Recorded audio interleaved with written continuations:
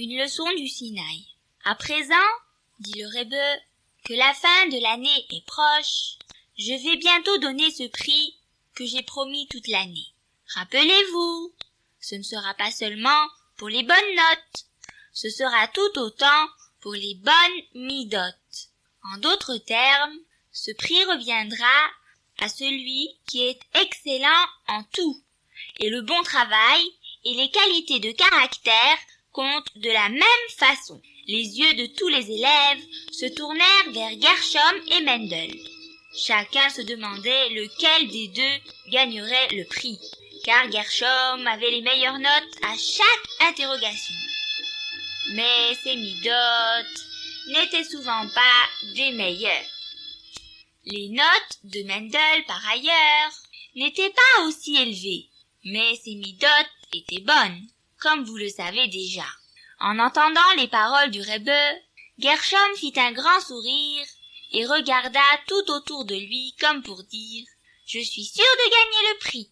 En fait, toute l'année, Gershom s'était vanté et avait fait savoir qu'il s'attendait à gagner. Oui, lui tout seul. Mendel ne disait rien. Il ne savait pas s'il avait une chance. Il faisait de son mieux, c'est tout. Il y avait beaucoup de bons enfants dans la classe. Alors Mendel pensait « Pourquoi serait-ce moi, le gagnant ?» Même maintenant, il ne voyait pas que les yeux de tous les élèves étaient tournés vers lui. Néanmoins, un incident se produisit à l'école le jour même qui aida le Rebbe à se décider. Gershom et Mendel arrivèrent devant la porte d'entrée en même temps qu'une maîtresse, une remplaçante. Mendel s'écarta, pensant que Gershom, qui était le plus proche, ouvrirait la porte et la tiendrait pour la maîtresse. Mais Gershom ouvrit la porte brutalement, s'élança dehors et la laissa se refermer, manquant de peu le nez de la maîtresse ébahi. Vous savez que c'est un grand manque de respect de ne pas tenir la porte pour une maîtresse, n'est-ce pas? Ou de pousser et de ne pas la laisser passer. Permettez-moi, dit Mendel qui tenait maintenant la porte. Merci, dit-elle. Ça alors, je n'avais jamais vu cela auparavant.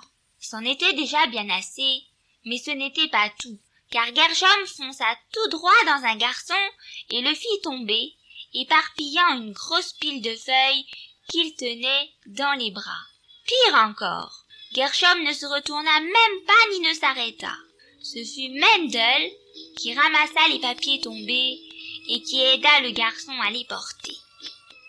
La remplaçante fut si impressionnée qu'elle demanda à Mendel son nom et celui de son Rebbe avec grand intérêt. À la fête, le dernier jour, le Rebbe parla. Je ne savais comment décider entre deux garçons qui méritaient le prix, mais on m'a raconté une histoire qui m'a aidé à conclure. Ce qui me plaît le plus, c'est que du gagnant je n'ai jamais entendu de paroles d'orgueil ni de vantardise. Tout comme Arsinaï, il n'a jamais pensé qu'il serait choisi, et tout comme Arsinaï, il s'est tu humblement. Arsinaï fut choisi pour Matan Torah et Mendel est choisi pour gagner le prix, une Gemara. Mendel était surpris et ravi d'avoir gagné. Mais il ne commença pas à agir avec fierté. Il montra un grand exemple de modestie.